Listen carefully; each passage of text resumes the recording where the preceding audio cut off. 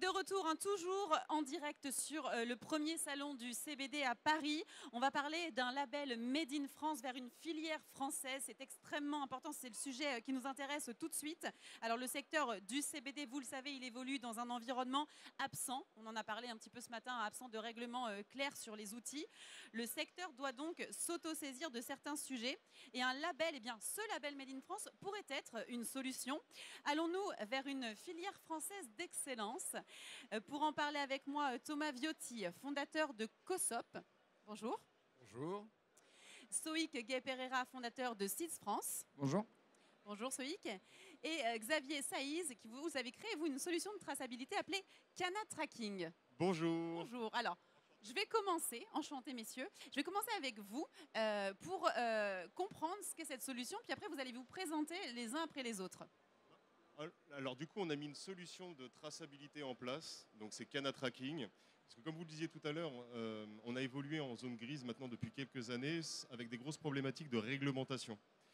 On s'est aperçu de quoi? C'est qu'il y avait des falsifications d'analyse, par exemple. Et les autorités nous ont demandé, mais quelles sont, vous, les clés pour rendre en fait ce marché aujourd'hui auditable et de faire en sorte pour que on puisse prouver que les analyses ne sont pas falsifiées. Donc j'ai créé en fait une blockchain public qui permet tout simplement de rendre les analyses infalsifiables. Pourquoi? Parce qu'on peut parler de traçabilité qu'à partir du moment où en fait on a un produit qui est intègre et qu'on puisse auditer. Et l'idée, c'est que grâce en fait à la blockchain publique et la solution Cana Tracking, chaque analyse est mise sur le réseau, elle est découpée par plus d'1 million d'ordinateurs et à l'issue de ce découpage, on ressort un numéro d'identification pour les analyses et on les rend infalsifiables. Ce qui nous permet en fait d'assurer la traçabilité sur toute la chaîne d'approvisionnement du producteur jusqu'au CBD shop en passant par les industries transformateurs qui font en fait des produits au CBD. Très bien, c'est super intéressant, c'est génial. Merci. On en reparlera. Alors Soïc, Oui, présentation de vos activités chez Seeds. Alors chez CIDES France, bonjour à tous. Chez CIDES France. CIDES France, j'ai dit Seeds moi. C'est un jeu de mots, on peut dire les deux. Seeds, ça fait référence à la graine, il n'y a pas de souci. CIDES France, aujourd'hui, c'est un acteur économique qui est présent sur l'intégralité de la chaîne de valeur. Donc en réalité, c'est un acteur économique qu'on retrouve dans l'agriculture, comme dans la transformation, comme dans la distribution. Engagé de valeurs très modernes, très green, de circuits courts, d'attachement à l'intérêt de faire des produits naturels, etc. Donc CIDES France, c'est un acteur économique comme il y en a plein, comme il y en a d'autres aujourd'hui sur le salon aujourd'hui. Voilà. Merci beaucoup pour cette présentation. Thomas Viotti, donc, quelles sont les activités de COSOP, société de conseil? Alors oui, COSOP, c'est une société de conseil en développement durable. Donc nous, on intervient sur du conseil pour notamment le respect de normes dans le domaine de l'environnement, de la sécurité. On fait des bilans carbone. Voilà, donc essentiellement, on aide des entreprises à se mettre en conformité à des normes d'application volontaires. Très bien, merci beaucoup. Alors, on va rentrer maintenant dans le sujet de notre table ronde, pardon. Alors, pourquoi un label, selon vous? Qu'est-ce que ça apporterait, Thomas? Alors, pourquoi un label? C'est vrai qu'on sait qu'aujourd'hui, il y a une réglementation qui est relativement floue sur le CBD, qui n'est pas... donc, les acteurs économiques de la filière évoluent dans un cadre très flou. Et aussi bien les professionnels et certainement les consommateurs ont besoin de repères. Ils ont besoin de repères, ils ont besoin de savoir quelles sont les bonnes pratiques et éventuellement de pouvoir, pour les professionnels, de pouvoir se distinguer par un signe distinctif qui consisterait à mettre en avant les bonnes pratiques qu'ils réalisent et qui seraient reconnues en tant que telles pour le consommateur. Oui, et j'ajouterais, Thomas, qu'en réalité, un label est important aujourd'hui pour, on l'a dit, pour structurer toute la filière, puisqu'on manque aujourd'hui de repères, de cadres réglementaires, et surtout pour donner une réponse, en fait, aujourd'hui, à cette espèce de bashing, et à cette espèce on a des contrôles permanents, on nous demande en fait un cadre. Aujourd'hui, les acteurs économiques comme les participants de la filière, enfin tous les acteurs de la filière, sont interpellés par les autorités, par les organismes certificateurs, par tout un tas en fait, de personnes au quotidien. On nous demande des comptes, mais finalement on n'a pas de règles. Et c'est des règles qui sont un petit peu voilà, il nous faut des règles. Pardon, Un cadre légal pour encadrer tout Ça. ça et comprendre un peu où on va, comment on le fait, pourquoi. Tout à fait. Et on a besoin de normaliser la filière, de professionnaliser la filière. La professionnaliser, oui, c'est Tout à vrai. fait. On a besoin de professionnaliser. On a besoin, en réalité, de qualité de produits et de traçabilité, comme le disait Xavier, en fait, essentiellement aujourd'hui dans la filière. Oui, exactement. Et puis, ce qu'il faut noter aussi, c'est qu'on est sur une filière d'excellence. Concrètement, la France et les agriculteurs français, on a des terroirs qui sont juste exceptionnels. Et c'est vrai que pour la majorité en fait, des produits qui viennent aujourd'hui en France, ce n'est pas forcément des produits qui sont produits justement en France. Souvent, c'est très souvent importé alors qu'on a une filière d'exception. Et c'est pour ça que nous, on s'inscrit en fait, dans ce label pour que justement aussi, il y ait une juste valorisation du terroir et des productions. Et ça se passe également justement par la traçabilité et rendre toutes ces informations infalsifiables pour montrer et les accompagner et simplement pour pouvoir montrer qu'il y a des solutions pour les autorités françaises, tout simplement. On a besoin d'un cercle vertueux pour la filière. C'est-à-dire qu'on a besoin d'une réponse de cause à effet avec des normes, avec un cadre, avec des règles qui permettent en réalité de dynamiser cette filière et de la rendre compétitive à l'échelle européenne et puis de la rendre qualitative et attrayante en fait pour nos autorités, nos politiques. Et fondé sur quelle valeur? Vous en parliez un petit peu pour votre entreprise. Le label serait fondé sur quelle valeur? Alors, je pense que le label doit être fondé sur 2 grands piliers. La traçabilité et la qualité des produits. Vous êtes d'accord avec ça? C'est indéniable. C'est par là que ça se passera. D'accord. Absolument. Et pour rajouter sur la qualité des produits, c'est aussi assurer une certaine sécurité sanitaire pour le consommateur, savoir que ces produits ont été fabriqués, conçus dans des conditions sécurisantes pour le consommateur, aussi bien que les aspects de production également. Et on peut rajouter aussi la protection de l'environnement, pourquoi pas, les conditions de production de culture finalement. C'est ça. Et des demandes en plus. Hein. Et d'une juste rémunération également. Parce que ce qui est important aussi, c'est l'humain. L'humain, si on est tous dans cette activité-là, c'est pour des bonnes raisons. Et une juste rémunération également pour les producteurs, ça fait partie également du label, pour pouvoir justement bien les accompagner. Donc pendant toute la durée du label, il pourrait y avoir comme un système d'audit pendant, admettons, 3 ans, qui ferait en fait intervenir des membres du label pour pouvoir justement les accompagner dans les bonnes pratiques. Tout comme les mentions par exemple sur les étiquettes, il y a énormément de choses en fait sur lesquelles on travaille pour pouvoir justement amener un cadre réglementaire qui soit intéressant, viable et aussi auditable. Alors tout ça, ça concerne, on va dire, le pilier de traçabilité qu'on connaît, c'est pour la traçabilité. Sur la partie qualité des produits, je parlais de cercle vertueux. Sur la partie qualité des produits, on parlait de règles. Et c'est aujourd'hui important pour nous de venir normer en fait notre agriculture, de venir normer notre transformation, de venir normer notre distribution par différents axes. Hein. On a l'étiquetage sur la traçabilité, on a les bonnes pratiques de fabrication, on a l'emploi d'inox sur les machines. Enfin, il faut professionnaliser vraiment cette filière au mieux. La qualité des produits, comme je disais, c'est un cercle vertueux. Si on a de l'agricole, pour la partie agricole occupe, c'est la première pierre de l'édifice. C'est-à-dire que si on a une qualité accrue de la partie agricole, on aura forcément, par effet mécanique, on aura une meilleure qualité des produits et des matières premières employées sur la partie transformation. Et on aura, voilà, exactement. L'idée, oui, c'est de pouvoir continuer dans un cercle vertueux avec systématiquement des acteurs en fait, qui soient dans ce label et qui puissent répondre à un certain nombre de normes. Mais c'est pas le côté, c'est des bonnes pratiques, c'est des normes de bonnes pratiques. Surtout, en fait, on parle pas de normer, standardiser ou que sais-je, parce qu'il y a plein de cultivars différents. On ne va pas bloquer les agricultures avec quelque chose. Vraiment non. Le but, c'est vraiment de les accompagner aussi. et vraiment de créer un cadre qui soit souple avec des bonnes pratiques. Parce que concrètement, c'est comme pour le vin. C'est de l'évidence.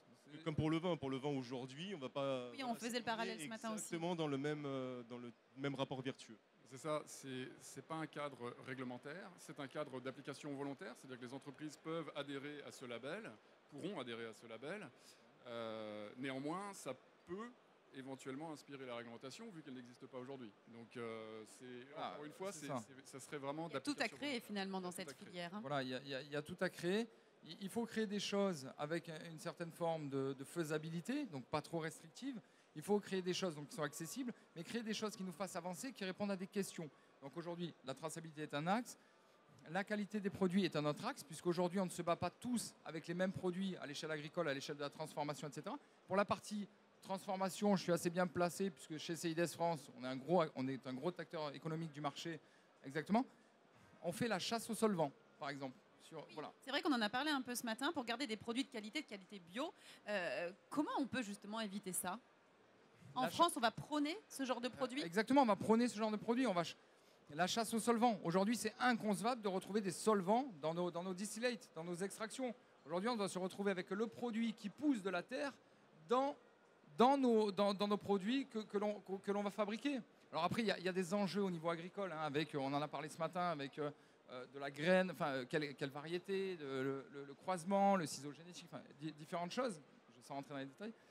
Mais l'enjeu, c'est celui-là, c'est de dégager une ligne de conduite qui soit auditable par les autorités, professionnalisante et qui s'inscrive dans le secteur du bien-être, avec des prérequis qualitatifs, sans tomber dans le thérapeutique, mais qu'on s'inscrive dans le bien-être, dans quelque chose de dynamisant et dans un cercle vertueux. Et est-ce que ce label, c'est une forte volonté du syndicat du chanvre? Est-ce qu'il y a une demande aussi de la part des professionnels, des adhérents du syndicat, qui vous demandent, voilà, nous, on veut se développer, mais on a besoin d'un label, on a besoin de ce cadre? Il y a des demandes spécifiques? De manière très claire, oui, bien sûr qu'il y a des demandes, puisque aujourd'hui, il y en a de plus en plus qui souhaitent travailler dans ce milieu de manière très claire et qui ont besoin d'un cadre. Et après, les solutions, on les a. C'est-à-dire que, de manière très claire, aujourd'hui, il existe des tests qu'on peut montrer aux autorités qui va pouvoir déterminer si la fleur, par exemple, c'est une fleur textile ou une fleur de cannabis. On va avoir des tests concernant... On a des moyens de contrôle, tout à fait. On a tous les moyens de contrôle aujourd'hui qui existent. Et c'est en ça aussi que le label est important. Le label, voilà. Le label, il est demandé quand même par les professionnels existants du secteur. Il est demandé par les futurs investisseurs de demain. Donc, c'est des gens qui veulent un marché normé, régulé, un marché qui s'inscrive sur la durée. Aujourd'hui, je dirais qu'on a... Bon, je reviens un peu dessus, hein, c'est un peu lourd, mais on a deux problématiques pour se rendre crédible auprès d'une expansion de marché. On a une problématique de standardisation de qualité de produit, qu'on joue tous dans la même cour et qu'on retrouve cette compétitivité européenne. Donc, le label répond à cette exigence. Donc, ça intéresse forcément les investisseurs. Et on a ce côté de la traçabilité. Et ce côté de la traçabilité, c'est une demande systémique chez nous, chez les gens qui rejoignent le SPC, sur OK, très bien, mais comment je viens au SPC, mais qu'est-ce que ça va m'amener de plus? Ça peut m'amener une certification, ça peut m'amener un logo à poser sur un packaging. Et donc tout ça, c'est une plus-value pour le produit. C'est quelque chose qui va être reconnu par le consommateur. C'est un gage de qualité. Voilà, Thomas détaillera un peu. C'est ça en fait. L'idée, c'est d'apporter de la valeur ajoutée au produit. Un produit labellisé, vous voyez, c'est comme un produit bio, par exemple. On apporte une valeur ajoutée au produit dans laquelle le consommateur va se reconnaître et il va savoir qu'en achetant ce produit, il a une garantie pour sa sécurité à lui. Il saura dans quelles conditions ont été produits ce qu'il achète. Et donc ça, c'est aussi l'idée. L'idée, c'est d'avoir quelque chose de gagnant, que ce soit à la fois pour le consommateur et pour les distributeurs, les producteurs, qui vont donc trouver une valeur ajoutée à leurs produits labellisés. On en revient en fait toujours aux choses les plus importantes, c'est la qualité et la traçabilité au final. Exactement. Je pense que c'est ce qu'il faut retenir, puisque le label aujourd'hui va être nécessaire pour toute la filière, pour plein d'aspects économiques, même marketing, tout ce qu'on veut, etc. Mais les deux enjeux de taille qu'il y a derrière, c'est vraiment cette qualité, cette traçabilité qui vont faire avancer en fait. Et c'est surtout, puisqu'on a besoin aujourd'hui, si vous voulez, de répondre aux autorités qu'on a en face, tout simplement, qui nous disent « Ok, vous faites comme ça, on leur dit sur quelle base? On ne sait pas, il n'y a aucune base. Aujourd'hui, on navigue complètement dans le flou sur le bio. Bon, je me perds un peu, vous pouvez me couper, mais ce Ce que je veux dire, c'est ça, c'est qu'il faut des règles pour pouvoir se défendre. Pourquoi est-ce qu'on a ce flou juridique encore, justement, selon vous? C'est trop nouveau comme marché? Alors, il ne faut peut-être pas me demander à moi, parce que j'ai tendance à mettre les pieds dans le plat, donc, et peut-être être un peu trop On a cash. encore trop à faire le parallèle CBD, cannabis, effet psychotrope. C'est encore cette problématique de l'image? Au niveau des autorités, certainement. Au niveau des consommateurs, je pense que les consommateurs sont aujourd'hui à même de faire la différence et on le voit. Il n'y a pas la même clientèle, d'ailleurs, si je puis dire, entre les personnes qui cherchent à fumer du cannabis et des personnes qui cherchent à se détendre avec un peu de CBD. Ouais, tout à fait. On le voit bien dans les CBD shops avec les professionnels qui nous entourent. C'est pas la même façon de conseiller les gens. Non. Tout, on va avoir des personnes âgées qui vont consommer du CBD, par exemple. Et effectivement, c'est a priori pas le même public. D'où l'importance, en fait, d'un réel distinguo entre cannabis et chanvre, alors même si c'est la même plante, un réel distinguo, et ça passe par une certification. Oui, Une certification et une traçabilité. C'est-à-dire que Des pour contrôles. prouver aux autorités, comme le disait Xavier tout à l'heure, pour prouver aux autorités, quand on voit aujourd'hui que le gouvernement nous dit qu'il n'est pas possible de différencier du CBD, du THC dans la rue ou sur... Xavier, prenez l'exemple, c'est faux. On a les tests. On les a pas là, mais ils vous seront montrés dans la journée. On les a, les tests, c'est faux. Donc, encore une fois, un prétexte. On a là un prétexte, on a là une volonté manifeste peut-être des autorités ou des politiques de ne pas s'inscrire dans l'évolution de quelque chose à l'instant T. C'était pour ce que vous m'avez demandé tout à l'heure. Donc voilà, aujourd'hui, cette traçabilité peut nous permettre ceci, de faire le distinguo entre le cannabis et le chanvre, de par la détection, par les analyses. Je laisse enchaîner. Non, mais bien sûr. Après, l'idée, c'est ça, c'est que le client final veut savoir ce qu'il consomme. C'est surtout ça. Et que la problématique aujourd'hui, c'est qu'on n'y répond pas. Voilà. Nous, avec le label, on souhaite répondre à cette problématique de manière en fait fonctionnelle. Et se dire, bah tiens, s'il y en a un qui veut acheter de la merde, eh ben ça le regarde, mais l'idée, c'est qu'il sache ce qu'il achète. Et c'est ça qui est important. Maintenant, nous, ce qu'on veut, c'est vraiment de l'excellence, vraiment une excellence, et ça se passera que par la traçabilité, d'être sûr d'avoir la bonne valeur à tracer. Parce qu'aujourd'hui, s'il y a un produit, admettons, parce qu'il y a plein d'exemples, 80% je crois des produits sont frelatés, ou c'est diminué au solvant, enfin c'est des catastrophes. Aujourd'hui, quels sont nous nos axes de contrôle, si ce n'est ceux qu'on met aujourd'hui en place, en définitive? Parce que ça c'est toujours pareil, dans la traçabilité, si le produit en fait à la base est faux, on ne pourra jamais le tracer ou effectuer une bonne traçabilité. Il faut vraiment que le produit, finalement, on puisse avoir contrôlé son intégrité, son intégralité. Et comme le disait Soïc à très juste titre, on a tous les outils. On a les outils de contrôle pour la police, mais on a les outils de contrôle sur champ, on a les outils de contrôle pour les industriels, et on a les outils de contrôle, justement, pour pouvoir avancer sur toute cette filiale. Parce que le client final a besoin de quoi? Il a besoin, en fait, de transparence. Voilà. Parce qu'il ne faut pas oublier pourquoi les gens viennent à consommer du CBD. C'est ça l'idée aussi. Parce que des gens qui se soulagent avec cette molécule, ça fait maintenant un certain nombre d'années, et avec d'autres molécules. La plante est démocratisée, on va dire. Enfin, voilà, on a besoin maintenant de réassurance. On a besoin de réassurer le consommateur pour encore plus avancer encore plus loin. Et ce côté réassurance doit passer par une excellence du contrôle des moyens. La traçabilité, la qualité, une norme et des règles imposées chez les acteurs économiques. Alors, attention, je ne dis pas ça pour qu'on ait peur en termes de mise en place. Ça va être lourd, ça va être un process qui va être lourd, qui va être coûteux. Non, on ne le pense pas comme ça. Le groupe de travail au SPC qui dirige les travaux sur le GT Label prend en compte tout ça, l'ensemble de la représentativité de la chaîne de valeur. On pense à l'agriculteur, on pense aux transformateurs, qui soient gros ou moins gros. On veut de l'accessible à tous. Et le client final aussi, parce que quid du client final, comment il va montrer à un moment qu'il est en accord lui aussi? Il faut bien un élément déterminant qui dise, bah tiens, s'il y a un contrôle, regardez, j'ai bien une analyse, mon produit est viable, venez pas m'embêter. Et effectivement, bah derrière, si en plus c'est une information qui est viable, bah ça lui donnera des axes de défense, tout comme les CBD shops. Aujourd'hui, il y a plein de CBD shops, par exemple, qui vendent certaines marchandises, et malheureusement, des fois, ils se font avoir par leurs grossistes. Bah, comment ils font? Qui est responsable de cela? C'est le CBD shop, finalement, qui a fait comme les 500 qui ont ouvert, ou c'est le grossiste? Ça, c'est intéressant. Maintenant, lui, c'est vrai qu'en termes de juridique, il va avoir une obligation. C'est quoi? C'est à la limite, il va faire contre-expertiser en fait, ces produits pour dire, bah tiens, regardez, je suis bien en accord avec la loi, parce que même si j'ai acheté mes produits chez tel grossiste bah, j'ai quand même fait une contre-expertise. Mais quid de ce qui se passe s'il fait une contre-expertise et qu'on est au-delà des 0,2 et qu'il y a la police qui arrive? Est-ce qu'il a fait le nécessaire? Est-ce qu'il n'a pas fait le nécessaire? Le transfert de responsabilité. Ça, c'est une problématique majeure, tout comme le client final. Le client final, à la limite, lui, s'il a envie de consommer, je vais dire des choses, des fleurs terpénisées ou des vrais cultivars en fait, faits en France, il va avoir envie de le savoir. Tout simplement par une problématique de transparence. Et c'est ce qu'on apporte en fait avec le label, le fait que toute la chaîne d'approvisionnement soit mise sur la blockchain.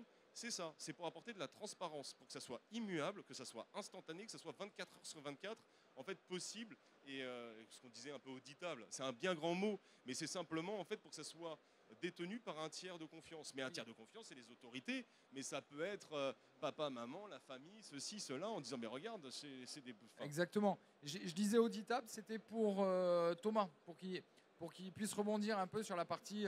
certification, un peu, bah, peut-être si on a 2 minutes, je ne sais pas. Allez-y, oui, oui. Oui, effectivement, l'objectif, c'est d'avoir donc un référentiel dans lequel on aurait toutes les bonnes pratiques à respecter sur toute la chaîne de valeur, sur toute la filière, du producteur jusqu'au distributeur en passant par un transformateur. Et qu'ensuite, on ait des organismes de certification qui viennent vérifier l'application de ces bonnes pratiques au sein de ces structures-là, de bout en bout de la filière. Et effectivement, pour revenir à ce que disait Soïc, nous, ce qu'on cherche en rédigeant ce référentiel, c'est un équilibre, en fait. Il faut qu'à la fois le référentiel soit crédible et en même temps qu'il soit accessible, notamment financièrement, aux acteurs de la filière. Voilà, et puis qu'il soit... Le référentiel qu'on crée, il ne s'arrête pas à l'état de projet. C'est quelque chose qui est certifiable, donc par les organismes certificateurs. Au même titre que le bio, que vous connaissez, le AB, au même titre que voilà, n'importe quel organisme certificateur, Bureau Veritas, EcoCert, voilà. C'est une normalisation, tout c'est ça. Ouais. Effectivement, c'est une certification, c'est une labellisation, ce qui implique que derrière, chaque acteur de la filière doit démontrer, doit apporter des preuves qu'il a bien mis en place les bonnes pratiques décrites dans le référentiel. Donc c'est un système de preuves, de traçabilité, par exemple par la blockchain éventuellement. Voilà. C'est tout ça qu'il va falloir démontrer à l'organisme certificateur. Est-ce que vous voulez rajouter un mot pour conclure sur ce sujet avant qu'on passe aux questions justement que j'ai reçues sur la tablette? Est-ce qu'il y a quelque chose qu'on n'aurait pas abordé? Forcément, j'imagine qu'il y a certains points qu'on n'a peut-être pas abordés, mais dans les grandes lignes, on les... Dans les grandes lignes, on n'est pas trop mal. C'est un sujet qui va intéresser certains, oui. Et peut-être un peu plus technique pour d'autres.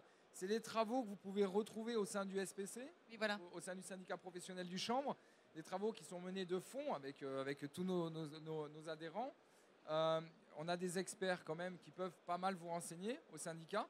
Et Xavier le disait, je vais finir là-dessus, on a une intégration 2.0, 3.0. Donc il y a une tribune qui était intéressante dernièrement sur la comparaison entre le Minitel et la 5G par Antoine Roux qui était assez marrante. Là on est un peu dedans. Donc on est dans la 5G en fait et on bascule en fait notre certification sur la traçabilité sur la blockchain publique. Et c'est un réel avantage que vous pouvez découvrir au SPC voilà, prochainement. Oh, bah, très bien, merci beaucoup. Alors on passe aux questions des personnes qui nous écoutent. Comment pouvez-vous faire un label sur des produits illégaux dans la future réglementation? Alors, oui, ça, bim. Il y a la première réponse, c'est que ils ne sont pas illégaux, en fait. C'est ce que j'attendais. Bon, c'est la première réponse, c'est le premier niveau de réponse. Et le deuxième niveau de réponse, c'est que de toute façon, le label, il doit forcément s'inscrire dans la réglementation existante. On ne peut pas inciter les acteurs de la filière à aller au-delà de la réglementation. Bien sûr. Néanmoins, il peut imaginer ce que peut être une réglementation future, ou en tout cas, il peut pousser à faire évoluer la réglementation dans un sens qui est plus favorable, on va dire, aux acteurs de la filière. Très bien. Vous voulez rajouter quelque chose là-dessus? Non, tout a été dit, Soïc, c'est bon. Je sens que Soïc n'a pas envie. Alors, peut-être cette prochaine question. Quelle est la démarche pour obtenir ce label en tant que e-commerce, par exemple? Alors, Soïc. Est-ce que... Les gens qui nous écoutent sont pas bêtes, franchement, ça va. Je voulais pas dire ça. Oui, a priori, oui. Si je comprends bien, est-ce qu'on peut l'apposer sur un modèle e-commerce? A priori, oui, en fait. Je pense oui, parce qu'en fait, il sera apposé sur le produit. Donc à partir du moment où il est posé sur le produit, il suit sa route sur le... Et puis oui, après, c'est avec les bonnes pratiques, c'est de se dire, bah, tiens, on a acheté un agriculteur qui est dans le réseau, donc on sait que le produit est viable. Voilà, c'est un ensemble de bonnes... C'est toujours pareil, hein, c'est basé sur les mêmes piliers, qualité des produits, traçabilité, affichage de la traçabilité, je maintiens, c'est important. Donc ça veut dire qu'on met en avant, et c'est un cercle vertueux, ça veut dire que le label va être un appui marketing pour le produit, va être un appui pour l'acteur économique, donc a priori, il n'aura pas tendance à le cacher. Normalement, il devrait le mettre en avant. Voilà. Oui. Pour compléter, effectivement, ça sera le produit qui va porter le label. Et puis, il peut y avoir aussi au niveau du distributeur un certain nombre de pratiques en termes de communication aux clients. C'est-à-dire des choses à dire, des choses à ne pas dire. Ouais, c'est sûr. Alors, on nous demande aussi votre point de vue sur l'arrêté qui interdit, forcément, c'est un peu le sujet du moment, qui interdit la vente de fleurs brutes en France. Alors, qui veut prendre la parole là-dessus, pour commencer? Moi, je peux brièvement. Alors, il faut savoir déjà que si on est tous ici, c'est qu'on est des passionnés et c'est qu'on pense qu'il y a certaines limites à cette refonte de l'arrêté de 90 sous cette forme-là et dans cette temporalité-là. C'est-à-dire qu'aujourd'hui, il n'est pas purement et simplement, pour moi, il n'est pas applicable à notre filière en l'état. Voilà ce que j'en pense, vraiment. Alors, il y a peut-être des choses qu'on ne peut pas, ne pas jeter à la poubelle, notamment sur l'extraction, sur la partie des extraits. Maintenant, oui, c'est un gros coup dur pour l'inflorescence, pour la fleur brute. Limitant cet arrêté. Ouais, c'est même plus que limitant. Ouais, c'est quand même. C'est un blocus pour vous, pour développer la filière? C'est un méga blocus. On peut pas tolérer ça. C'est pas possible. Aujourd'hui, de par tous les bénéfices que l'on connaît à cette filière, c'est pas possible. Nous, j'entends par nous les acteurs et les syndicats, l'interprofessionnalité, on a montré, si vous voulez, patte blanche. On est proactif sur la question de la normalisation, de la traçabilité. C'est pas possible, c'est pas entendable aujourd'hui. Et d'ailleurs, on a fait de nombreux recours. Hein. Il y a beaucoup de recours qui sont en cours, là, justement. Exactement. On a un recours, je sais pas si j'ai... Oui, il y a un recours qui est à son terme, qui a passé le Conseil d'État, qui va se retrouver au Conseil constitutionnel sur la constitutionnalité. Alors, je suis pas avocat, hein, mais de cet arrêté, c'est remis en cause. On a jusqu'au 21 sur... Il y a l'Europe qui doit émettre, en fait, si vous voulez...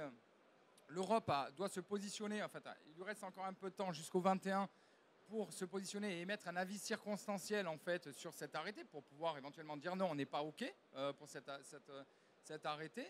Donc on a encore un peu de temps, mais il faut se mobiliser. Moi, en tant que président de CIDES France et comme d'autres acteurs économiques, on a payé de notre poche pour émettre des recours suspensifs là-dessus, pour préparer des recours suspensifs. Donc on ne se laisse pas faire. Et on ne va pas laisser cet arrêté de refonte de 90 en l'état, comme ça. Voilà. Pour moi, si vous voulez le fond de ma pensée, je pense que c'est surtout un gain de temps de par la classe politique, voilà, jusqu'au présidentiel. Voilà, exactement. Et vas-y, je te laisse intervenir. Non, après, moi, c'est vrai que c'est plus la traçabilité, mon truc. Mais au fond, c'est quoi aussi? C'est de se dire aussi, c'est que l'État va contre les directives européennes, d'une certaine manière. Pourquoi? Parce que à la base, il ne faut pas oublier que c'est la libre circulation des marchandises. Dans l'Europe, il y a la PAC, avec les subventions qui vont derrière. Donc effectivement, au titre national, ils peuvent mettre un certain nombre de problématiques et puis de bâtons dans les roues, mais ça ne réglera pas le problème. Parce que le problème au niveau européen, c'est qu'ils ont dit, OK, banco, on y va. Et aujourd'hui, sauf erreur de ma part, c'est plus la France qui dirige, c'est l'Europe. Donc à partir de là, effectivement, jusque... peut-être aux nouvelles présidentielles, ils vont mettre un certain nombre de choses. La loi européenne comme ça, va être aussi... Un domaine de compétences. Et mettre des œillères comme ça, mais quid de la PAC, des subventions, de ce qui a été touché? Et s'ils arrêtent la libre circulation, qu'est-ce qui se passe? On va redonner les aides de la PAC? Voilà, c'est un domaine de compétences, l'agricole, qui a été transféré à l'Europe. Alors, il y a des avocats qui vous en parleront mieux que moi, mais en l'occurrence, ça ne marche pas. C'est-à-dire que si c'est quelque chose qui passe, c'est quelque chose qui sera retoqué de la même manière que l'arrêté de 90 actuel que l'on connaît.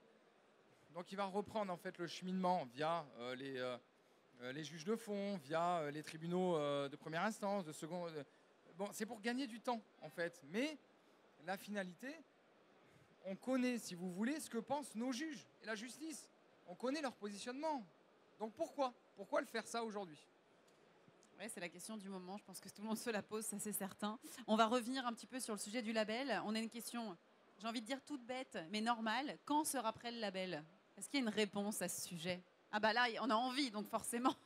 Alors, on travaille dur sur le sujet, Sans doute. chacun avec Stoïc, tout le monde a des entreprises avec leurs entreprises respectives, et on travaille très très dur sur le projet. On est à bloc, on prévoit peut-être sur les. On va entamer une phase 3 qui est une phase de rédactionnel aujourd'hui avec D'accord. l'entreprise, la société de Thomas.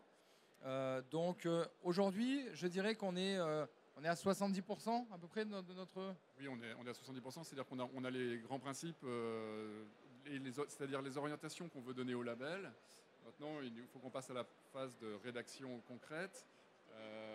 Sans vouloir, je pense que d'ici 2-3 mois, on devrait être bon. Alors après, l'enjeu, ça va être de se faire certifier par, le plus rapidement possible par les organismes certificateurs. Sachant qu'il y aura forcément un délai pour justement tester le référentiel, savoir combien de temps il va falloir pour l'organisme certificateur pour réaliser les audits sur place. Donc une phase d'expérimentation de la certification. D'accord. Phase web bêta test, plus la plateforme sur laquelle on est en train de travailler, en fait, Oui. c'est qu'il y a une plateforme de traçabilité via la blockchain qui va faire en sorte de pouvoir en fait accompagner également toute cette partie-là et apporter beaucoup plus de transparence. Le CBD dans l'innovation technologique avec la blockchain. Ouais, 3.0, Exactement. oui. Et on n'a pas le choix, hein. Il faut Ah vraiment non, il qu'on faut innove. s'adapter au marché, vous innovez, vous restez présent, bah bien C'est sûr. vrai que c'est pas très conventionnel comme marché. Voilà. Non, On mais est au en même temps- 4.0 pour le coup. Vous êtes 4.0, ouais. C'est clair. Non, mais oui, ça. Et puis il faut des solutions, on le disait, Ouais. peu coûteuses. Ouais. Oui, c'est ça. C'est des solutions peu coûteuses, mais le gros avantage, c'est vrai que c'est qu'on est tous de bonne constitution, assez réactifs.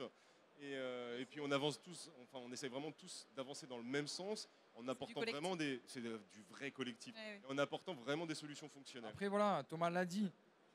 Pour que ça aille plus vite, il nous faut quand même avancer d'un point de vue réglementaire.